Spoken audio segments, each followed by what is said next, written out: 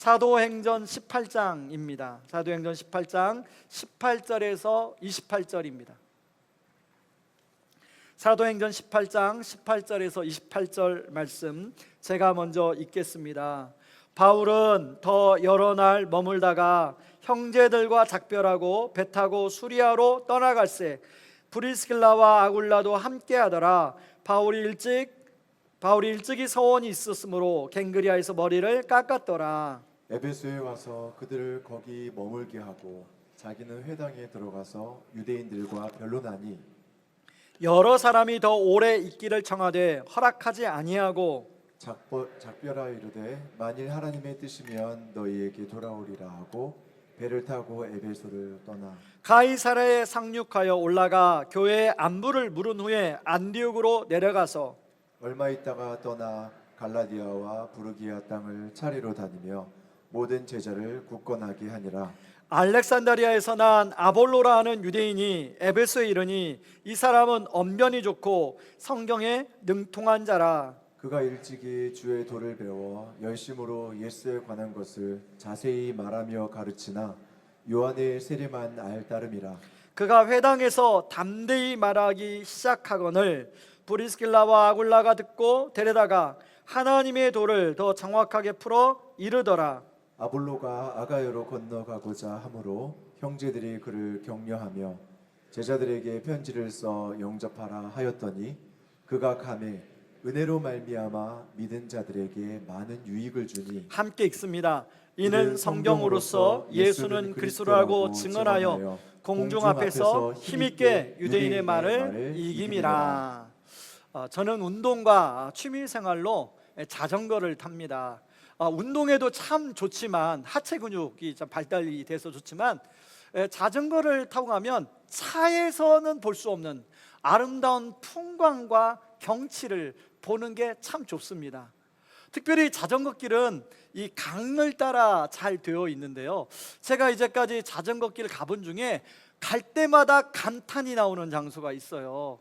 여러분, 팔당 대교를 지나서 이제 자전거 길 타고 가다 보면 양수리에 접어듭니다. 그러면 북한강길과 남한강길이 갈라져요. 거기에서 쓰면 볼 때마다 하나님이 어떻게 이렇게 아름답게 자연을 만드셨나 하고 와 하는 감탄이 나와요. 근데 감탄만 나오는 게 아니라 잠시 상념에 잠길 때가 있는데요, 이 물줄기처럼 이 세상의 역사가 쭉 어디서 시작돼서 쭉 흘러가고 있는데 나는 지금 어디쯤 서 있는가, 이런 생각에 잠길 때가 있어요. 뿐만 아니라 여러분, 하나님의 나라에 큰 물줄기가 흐르잖아요. 이 하나님의 물줄기가 흐르고 있는데 나는 과연 하나님이 부르신 그 삶의 목적대로 잘 살아가고 있는가 하는 생각들이 문득문득 들 때가 있습니다. 혹시 여러분들도 이렇게 유유히 흐르는 강물을 바라보며 그런 상념에 잠긴 적이 있으신지 모르겠습니다. 성경 안에는 큰 두 가지 물결이 나오는데요, 하나는 이 세상이 창조되고 끊임없는 세상의 역사가 흘러가는 물결이 나옵니다. 또 하나의 물결이 나오는데요, 바로 하나님의 나라라는 물결이 나와요. 하나님이 이 세상을 창조하시고 처음 아담, 하와를 만드시면서 아브라함을 택하시고 어떻게 해서든지 이 죄악된 세상 속에서 하나님의 나라를 이끌어 가려고 수많은 사람들을 불러서 그것들을 감당하는 그런 모습들이 나옵니다. 자, 오늘 우리가 살펴볼 사도행전은 이런 관점에서 보면 예수님의 승천 이후에 복음이 어떻게 전해지고 그리고 교회가 어떻게 세워지고 이 교회를 통하여 하나님의 나라가 어떻게 확장되어 가는지를 잘 보여주는 말씀입니다. 사도행전 12장까지는 베드로를 통해서 그걸 보여주고 있고요, 사도행전 13장 이후부터는 바울을 통하여 하나님의 나라를 이루어 가시는 것을 보여주는데, 여러분, 주인공은 성령님이십니다. 그래서 사도행전은 성령행전이다, 이런 말 들어보셨을 거예요. 자, 오늘 본문은 16장부터 나오는 바울의 2차 전도 여행이 마무리되고 3차 전도 여행이 시작되는 내용을 다루고 있습니다. 정확히는 22절까지가 2차 전도 여행이 마무리되고 이제 23절부터 3차 전도 여행이 시작됩니다. 여러분 22절, 23절을 세번역 성경으로 제가 한번 인용해 왔는데 같이 한번 읽어보시죠. 읽겠습니다. 바울은 가이사랴에 내려서 예루살렘으로 올라가 교회에 문안한 뒤에 안디옥으로 내려갔다. 바울은 얼마 동안 거기에 있다가 그곳을 떠나 갈라디아 지방과 부르기아 지방을 차례로 두루 다니면서 모든 신도를 굳세게 하였다. 여기 안디옥으로 내려갔다는, 여기 안디옥은 바울을 1차 전도여행, 2차 전도여행, 3차 전도 여행을 갈 수 있도록 파송한 안디옥 교회가 있는 안디옥입니다. 바울은 고린도에서 1년 6개월 동안 이제 머무르며 복음을 전하고 배를 타고 시리아로 떠났다고 하는데, 이 시리아는 바로 안디옥 교회가 있는 곳이에요. 가는 길에 에베소에 들려서 복음을 전하는데 사람들이 바울에게 좀 더 시간을 머물러서 우리에게 말씀을 잘 가르쳐 달라라고 부탁하지만 바울은 급하게 거기를 떠나 시리아로 떠납니다. 22절에 보면, 여러분 성경 갖고 있는 성경에 22절 한번 보세요. 우리 개역 개정 성경에는 22절에 가이사랴라는 지명만 나오지만 영어 성경 킹 제임스 버전이라는 영어 성경이 있는데요, 거기 보면 예루살렘으로 올라가 교회에 문안하고 다가올 유월절 절기를 지키려고 한다는 이야기가 나와요. 그러니까 바울이 에베소에 사람들이 붙잡아도 떠났던 이유는 유월절 열리기 전에 가서 예루살렘 교회 선교 보고하고, 그리고 유월절 때 거기 모이는 많은 사람들에게 복음을 전하고 싶었어요.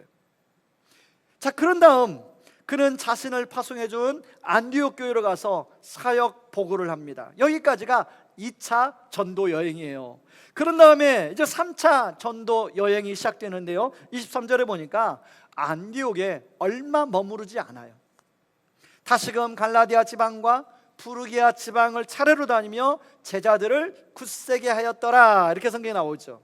자, 오늘 본문에 보면 이런 하나님 나라를 이루어가는 일에 쓰임받은 사람들의 이름이 나와요. 가장 먼저 나오는 게 바울이고, 그 다음에 아굴라와 브리스길라가 나오고, 그 다음에 아볼로가 나와요. 하나님의 이처럼 하나님의 역사의 큰 줄기 속에서 사람들을 불러 하나님의 나라를 이루기 위하여 쓰임받고 사용하는 것을 볼 수가 있습니다. 김영국 목사님의 제자훈련 기독교의 생존 방식에 보면 이런 글이 나와요. 제가 한번 읽어드리겠습니다. 직장이든 학교이든 어느 집단에나 방향과 흐름이 있기 마련이다. 하물며 역사의 주관자이신 하나님을 믿고 따르는 일은 어떻겠는가? 예수를 따르는 사람들이라면 하나님께서 어떤 일을 해오고 계신지를 파악하고 있어야 한다. 전 우주와 인간사를 이끌어 가시는 하나님께서 무슨 일을 해오셨고 지금 무슨 일을 하고 계신지, 그리고 앞으로 어떤 방향으로 일하실지를 알아야 한다. 하지만 안타깝게도 많은 그리스도인들이 역사 속에서 일하시는 하나님의 역사에 무지하고 무관심하다. 사실 많은 분들이 당장 주어져 있는 삶을 살아내는 것만 해도 벅차요. 아이 키우는 우리 부모님들은 막 아이 아직 막 키우고 또 감기 걸리면 병원 데리고 와, 아이가 한 명 아프면 뭐 정신이 없어요. 근데 그런가 하면 직장 생활 하시는 분들은 직장에서 정말로 떨어지는 일만 감당하게도 막 일주일이 어떻게 가는지를 몰라요. 그러면 요즘처럼 경기가 어려울 때 그 비즈니스 하는 분들은 그 비즈니스를 어떻게 해서든지 이 어려운 경기에서 살려보려고 막 고군분투하며 살아가는 게, 그게 우리의 삶 아닌가요? 지난 일주일의 삶이 그 아니었나요? 우리 하나님이 아실까요, 모르실까요? 여러분이 그렇게 사신 걸 하나님은 저는 아신다고 생각해요. 그럼에도 불구하고 하나님의 역사 속에서 일하시는 하나님의 큰 흐름에 우리가 함께 하기를 하나님이 원하신다는 것입니다. 이런 면에서 저는 오늘 본문을 통해서 정말로 이 치열하고 그 전쟁터 같은 이런 삶 속에서 어떻게 하면 하나님의 역사 속에, 하나님의 일하심 속에 우리가 쓰임 받을 수 있을까를 한번 좀 생각해 보려고 합니다. 첫 번째는요, 목적이 이끄는 삶에 대해서 좀 나눠보려고 합니다. 한동안 한국교회에 유행했던 책이 있습니다. 렉 워렌 목사님의 목적이 이끄는 삶. 아마 집에 여러분 이 책이 한 권씩은 다 꼽혀 있을 거예요. 여러분 한때 유행했을 때 그 책을 다 읽어보셨을 거라고 생각합니다. 그 책은 간단한 내용이에요. 하나님이 우리를 이 땅에 태어나게 할 때부터 목적을 가지고 태어나게 하셨다. 그래서 우리의 삶의 목적을 잘 발견하고 목적이 이끄는 삶을 살아야 된다, 그런 내용을 담고 있는 책입니다. 자, 이런 관점에서 바울의 삶을 보니까, 여러분, 바울은 사도행전 9장에서 예수님을 만나요. 그리고 예수님이 사도 바울에게 그 명한 부르심대로, 그 목적대로 잘 열심히 살았음을 알 수 있어요. 여러분, 사도행전 9장 15절 한번 같이 읽어볼까요? 시작. 주께서 이르시되 가라, 이 사람은 내 이름을 이방인과 임금들과 이스라엘 자손들에게 전하기 위하여 택한 나의 그릇이라. 그래서 바울은 이 말씀대로 안디옥 교회를 중심으로 해서 지중해 연안의 주요 도시를 다니면서 거기 있는 사람의 한 사람이라도 더 복음을 전하려고 애썼습니다. 이 예를 듣기 위해서요, 제가 지도를 좀 준비해 왔어요.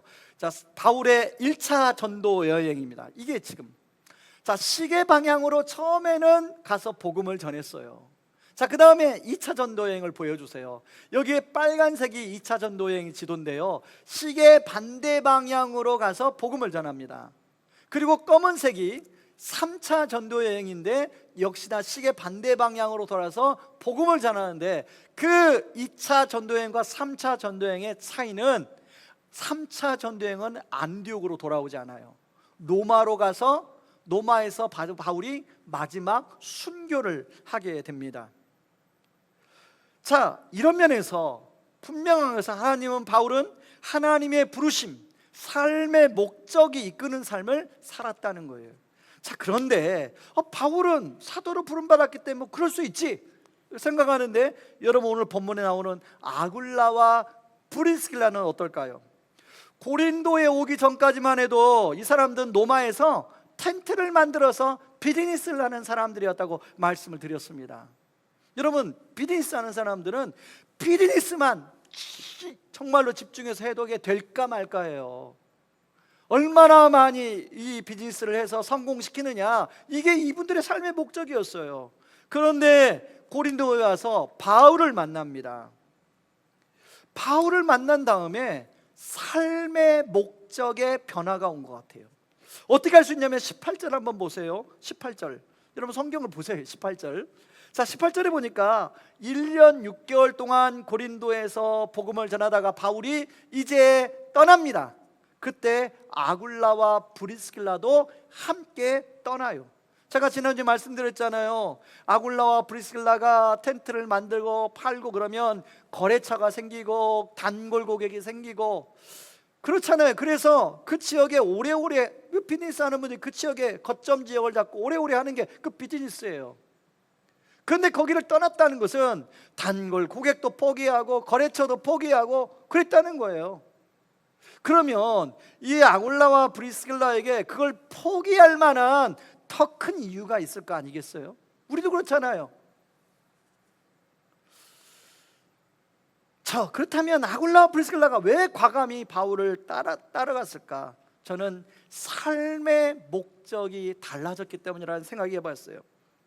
자, 아굴라와 브리스길라가 바울을 옆에서 가만히 보니까 이 사람이 낮에는 막 텐트를 만들고 또 밤에는 가서 막 복음을 전하니까 이게 피곤해가지고 제대로 복음도 못 전하고, 우리가 이 사람 옆에서 좀 그 일을 하면서 경제적으로 좀 서포트를 해주면 온전히 복음을 전할 수 있겠구나 라는 생각이 든 거예요. 우리가 텐트 팔고 텐트 만들고 파는 열심히 일하는 목적이 이게 하나님 나라를 이루는 일이구나, 이 생각이 바뀐 거예요. 그래서 과감히 바울을 따라서 떠나게 됩니다. 실제로 저희 합동교단은 장로교 중에서도 보수교단에 속합니다. 근데 작년에 총회에서 어떤 주제를 가지고 대화를 했냐면요, 목사의 이중직이 성경적인가, 특히 미자립교회 목사님들이 이제 목회를 하려는데 경제적인 부분이 뒷받침이 안 되니까 주중에는 가서 쿠팡 일도 하고, 제가 아는 목사님은 도배 일을 합니다. 근데 그게 과연 성경적인가? 목회에 그렇게 집중할 수 없는데 그게 성경적인가? 이런 논의가 한참 되다가요, 그게 이중직을 허용하는 걸로 제가 결정이 난 걸로 알고 있어요. 여러분, 그게 쉽지 않겠죠? 근데 아굴라와 브리스길라가 옆에서 잘 도우니까 바울이 복음 전하는 일에 집중할 수 있게 있었다는 것입니다. 그런 아굴라와 브리스길라에 대해서 바울이 로마서 16장에서 다음과 같이 감사의 마음을 전해요. 여러분 16장 3절 4절을 같이 한번 읽어보시죠. 같이 읽습니다. 너희는 그리스도 예수 안에서 나의 동역자들인 브리스가와 아굴라에게 문안하라.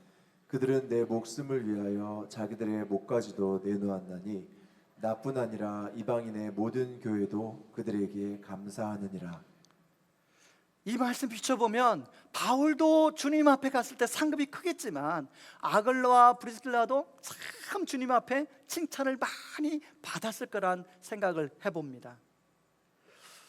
여러분, 바울과 또 아굴라와 브리스길라가 그렇게 복음을 전하면서 어려움이 있었을까요? 없었을까요? 1차 전도행, 2차 전도행, 3차 전도행 하면서 어려움이 있었을까요? 없었을까요? 제가 보니까 고린도후서 11장 26절에 보니까요, 바울이 뭐라고 하냐면 이렇게 나와요. 여러 번 여행하면서 강의 위험과 강도의 위험과 동족의 위험과 이방인의 위험과 도시의 위험과 광야 위험과 바다 위험과 거짓 형제 중에 위험을 당하고, 위험이란 말이 총 8번이 나와요. 8번. 그러니까 바울은 웬만한 걸 위험이라고 여기지 않았을 것 같아요. 근데 바울이 여기서 언급한 것은 아마 본인의 삶에 아주 큰 어려움들만 언급했을 거라고 생각합니다. 그러나 바울은 이런 어려움에도 불구하고, 아굴라와 브리스길라가 이런 어려움에도 불구하고 끝까지 복음 전한 일을, 하나님 나라를 위하여 그것을 감당했다는 것은 그것보다 더 큰 그리스도의 사랑이 그들을 사로잡았기 때문이라 생각합니다. 제가 책을 검색하다가요, 제 눈에 탁 제목이 띄어서 이 책을 제가 주문을 했습니다. 뭐 기독교 서적은 아닌 것 같아요. 자, 책 제목이요, 우리는 모두 죽는다는 것을 기억하라는 책입니다. 책 표지 아래에 보니까 이런 말이 있어요. 삶이 바뀌는 유일한 순간이 있다. 잠들어 있던 내 영혼이 천천히 눈을 뜰 때이다. 이 책에 보면 여러 소제목이 나오는데 그 소제목 중에 하나가 죽음을 가장 앞에 놓아라 라는 소제목이 나와요. 거기에 이런 글이 있습니다. 당신은 아직 인생이 창창한 젊은 사람인가? 그렇다면 당신은 지금부터 죽음을 생각해야 한다. 인생을 수정할 시간이 아직 많이 남았다고, 앞으로도 새롭게 시작할 수 있는 날이 무수히 남았다고 생각하는 것만큼 어리석은 일은 없다. 삶은 언제나 눈 깜짝할 사이에 지나지 않는다. 당신은 쏜살처럼 노인이 되고 벼락처럼 난데없이 죽음 앞에 도착한다. 늘 죽음을 생각하라. 오늘은 남은 삶의 첫날이 아니다. 오늘은 언제나 생의 마지막 날이다. 오늘이 마지막 날이 아니라면 우리는 지금 이 순간을 살 방법이 없다. 수정해야 할 것, 개선해야 할 것, 변화를 오늘 하라. 지구상의 모든 존재는 내일 죽는다. 여러분, 이것이 우리의 삶이라면 저와 여러분은 지금 무엇을 위해 살아가고 있습니까? 라는 질문을 우리 스스로에게 던져봐야겠죠.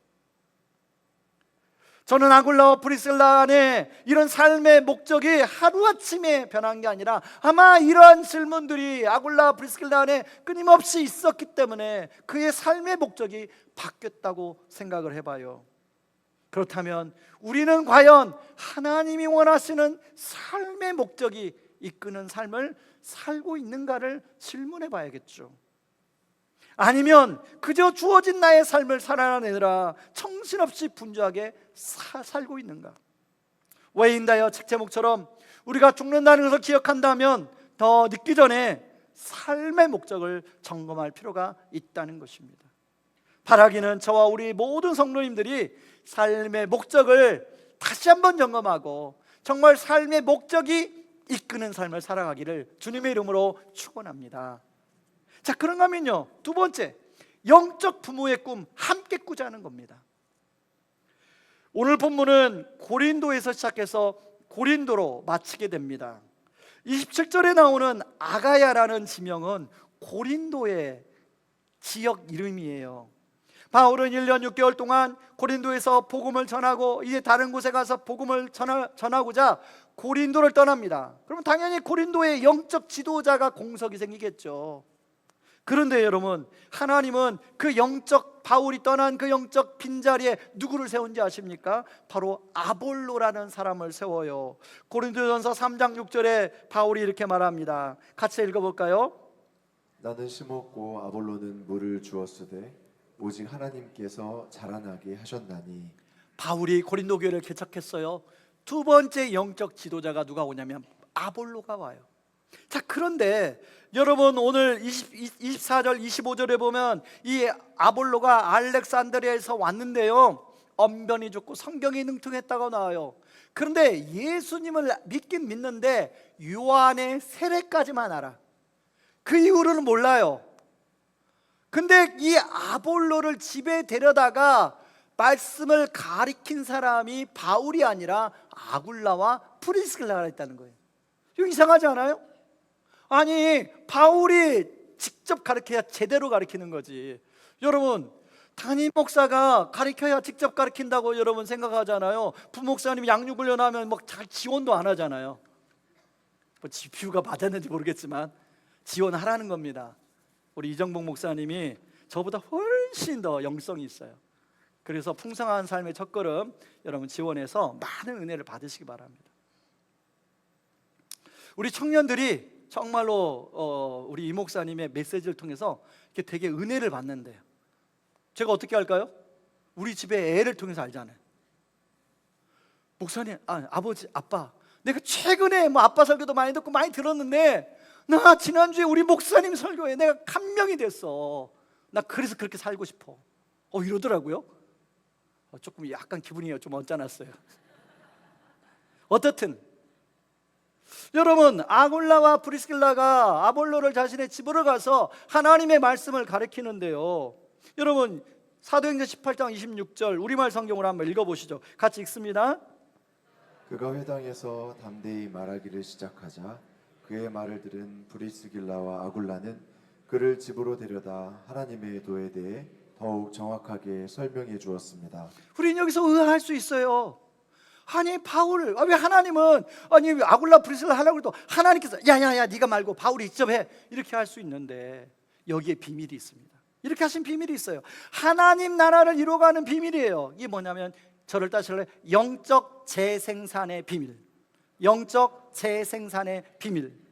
바울은 아굴라와 브리스길라에게 말씀을 가르치고 아굴라와 브리스길라는 아볼로에게 말씀을 가르치고 아볼로는 고린도 성도들에게 말씀을 가르치는 영적 재생산이 계속 이루어졌다는 거예요. 이런 면에서 아굴라와 브리스길라가 처음 바울을 만났을 때는 아마 영적 청소년 정도의 영적 수준이었을 거예요. 그런데 바울과 교제하면서 1년 반 동안 말씀을 배우면서 영적 청소년에서 영적 청년으로 자라고 영적인 부모가 된 거예요.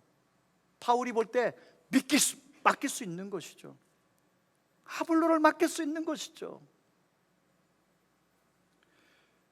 사실 여러분, 세상의 역사 속에서 많은 사상들이 생겼다가 사라지고 생겼다가 사라졌습니다. 여러분 아시는 철학사, 예술사, 그리고 모든 어떤 역사에 중요한 사상들은 있다가 사라진 것들이 되게 많아요.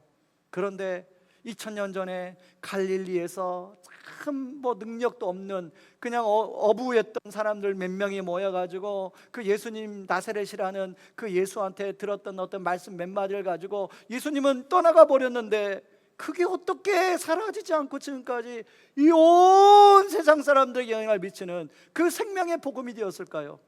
거기에는 누군가 아굴라와 브리스길라 같은 사람들이 있었다는 것이죠. 내가 그 복음을 듣고 나니까 삶의 목적이 바뀌어요. 이 복음을 듣고 나니까 내가 이렇게 살아서는 안 되겠구나, 이렇게 살아야겠구나. 삶이 태도가 바뀌어요.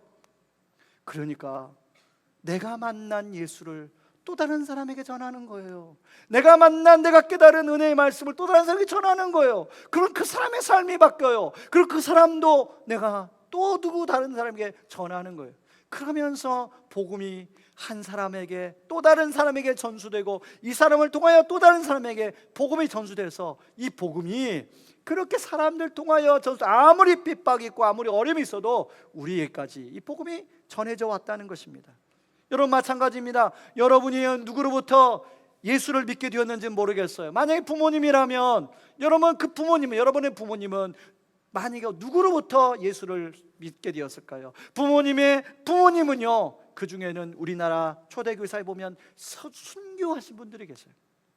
그리고 그 위에는 우리에게 복음을 전해준 선교사님들이 있습니다. 그분들이 복음을 전수해 줄게 우리가 지금 여기 있는 것이죠. 그러니까 선교사님들에게 우리는 영적인 손자라고 할 수 있습니다. 저는 20대 후반 선교단체 간사님이 말씀해 주신 평생순장이라는 그 단어, 졸업할 때 니네들 어디를 가든 무슨 일을 하든 무슨 직업을 갖든 평생순장의 삶을 살아라는 말씀이 제 가슴에 확 꽂혔어요. 그때부터 그 평생순장은 제 삶의 목적이 되었습니다. 그래서 제 인생의 중요한 전환점마다, 진로가 크게 바뀔 때마다 하나님, 평생순장의 삶을 살고 싶은데 하나님이 어떻게 살아야 되겠습니까? 그렇게 기도를 많이 했어요. 교회를 사역지를 옮길 때도 그랬고, 교회를 개척할 때도 그랬고, 하나님, 평생 순장의 삶을 살려면 교회 어디에다 교회를 개척하면 좋겠습니까? 지금도 평생 순장이라는 삶이 저의 삶의 가장 중요한 키워드입니다. 하나님은 지금도 여러분을 아굴라와 프리스킬라처럼 사용하기를 원하세요. 이 가운데 아볼로도 있습니다. 아볼로처럼 사용하기를 원하신다는 거예요. 이것이 영적 부모의 삶이에요. 마치 부모가 자녀를 낳고 그 자녀가 또 부모가 돼서 자녀를 낳는 영적 부모가 되는 것이죠. 만약 이것이 우리에게서 멈춘다면 영적인 인구 절벽을 우리가 맞이하게 될 것입니다. 영적 부모가 되기 위해서는 영적인 아이가 영적인 청소년으로 자라야 되고, 영적인 청소년이 영적인 청년으로 자라야 되고, 영적 청년이 영적 부모가 자라야겠죠. 여러분, 그래서 양육훈련이 있는 거예요. 그래서 교회는 끊임없이 여러분들이 자라갈 수 있는 환경과 기회를 제공하는 것입니다. 이런 면에서 이제 다음 주부터 다락방이 시작됩니다. 34개의 다락방에서 51명의 순장님들이 섬기게 됩니다. 저는 이분들을 진심으로 축복하고 싶어요. 이 다락방이 단순히 교제하는 곳이 아니라 또 하나의 작은 교회로서 살롬 소굴이 일어나고 영혼이 자라가는 양육의 현장이 될 수 있도록 여러분도 기도해 주시기 바랍니다. 순장님을 위해서 기도해 주시고, 또 여러분과 여러분의 다락방 순원들을 위해서 함께 기도해 주시기 바랍니다. 그리고 아직 다락방에 참여하지 않는 분이 계시다면, 참여하고 싶다면 또 참여하시면 되겠습니다. 그래서 성령님이 마음껏 일하시는 현장이 될 수 있도록 함께 기도해 주시기 바랍니다.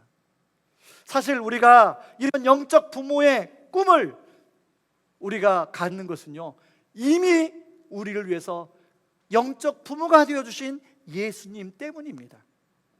여러분, 예수님은 우리의 영적인 부모가 되어서 누구 어떤 부모보다 가장 큰 희생을 십자가에서 자기의 생명을 내어주시는 것까지 희생을 감당하셨어요.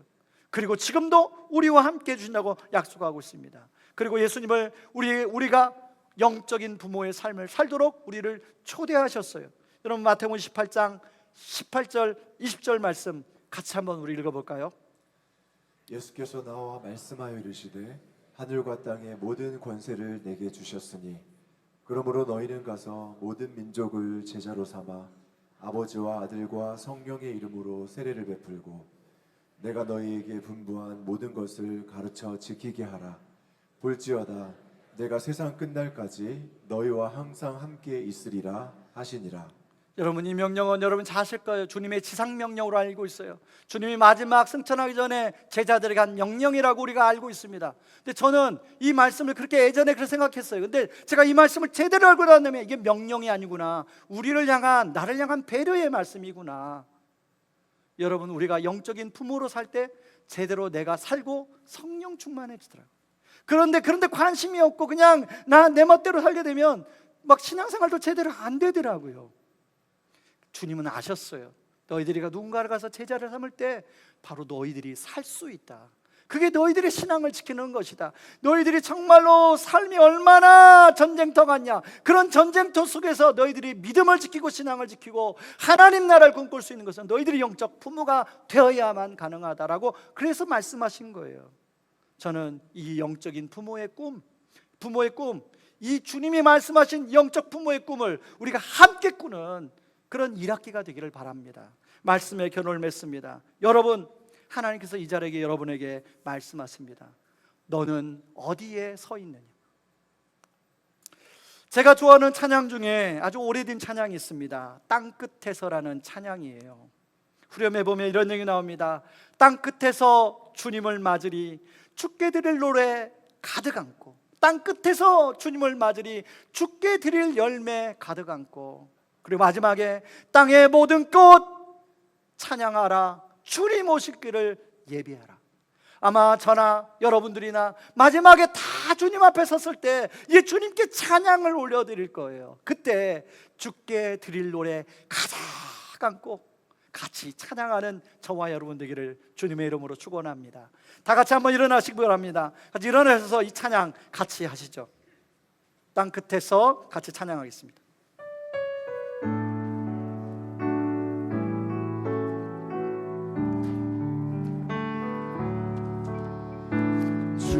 주께서 주신 동산에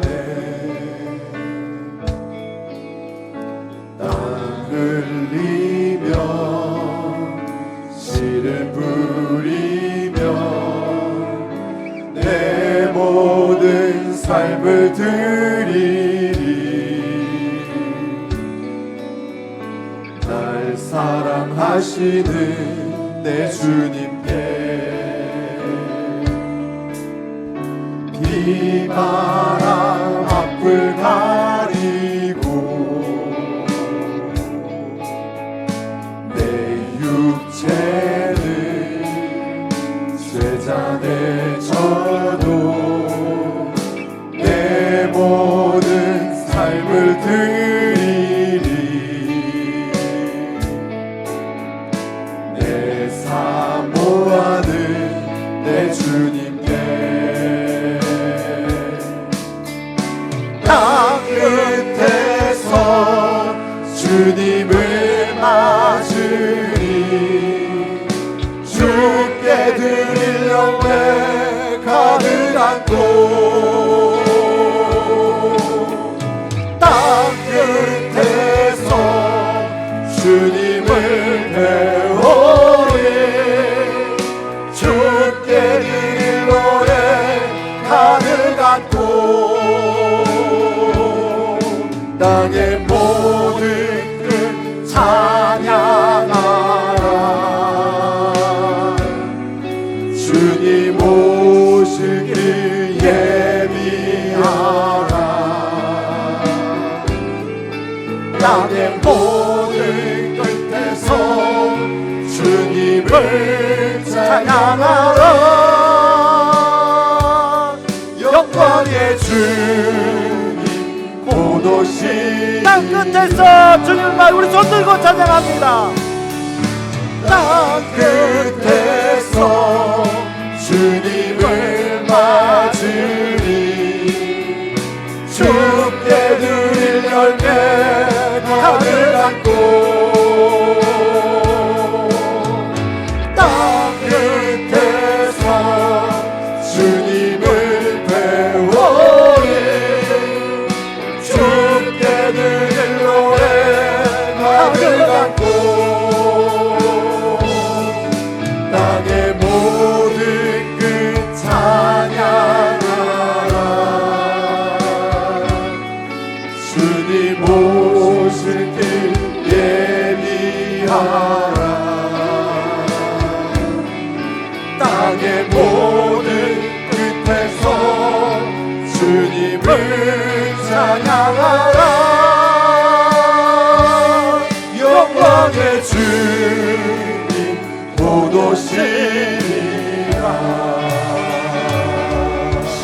우리 같이 한번 기도하기를 원합니다. 하나님 아버지, 하나님 나에게 허락하신 삶의 목적이 무엇인가를 하나님 질문하게 하시고 점검하게 하시고 삶의 목적이 이끄는 삶을 지금부터라도 살아가게 하여 주시옵소서. 하나님 영적 부모의 꿈 하나님 나도 함께 꾸게 하여 주셔서 하나님 나라를 이루어가는 일에 저를 사용하여 주시옵소서. 우리 같이 한번 기도하며 나아갑니다. 기도하겠습니다. 고마우신 하나님 아버지, 아버지 하나님 이 시간에 아버지 하나님 아버지 하나님 주님을 아버지 하나님 그런 말하는데 아버지 아버지 하나님 목적 있는 삶을 살아가게 하여 제가 평생 주님을 살게 하여 평생 성 때문에 붙잡고 아버지 하나님 제가 자유롭고 하나님 아버지 나의 모든 아버지 하나님 나는 정말 소중해 아버지 제가 여기 있습니다. 아버지 하나님 아버지 하나님 영적 짜증나는 영적 부모의 그래서 하나님 나라를 아버지 하나님 우리 순장님들의 축복을 시간이 살아가는 성령 충만하고 성령의 이름으로 부어 주시옵소서. 하나님 아버지 우리를 삶의 목적대로 부르셨는데 그 삶의 목적이 이끄는 삶을 살아가게 하여 주시옵소서. 영적 부모의 꿈 하나님 우리도 함께 동참함으로 말미암아 하나님 나라를 함께 이루어가 마지막 날에 주께 드릴 노래 가득 안고 주님을 찬양하는 우리 모두가 되게 하여 주시옵소서. 이제는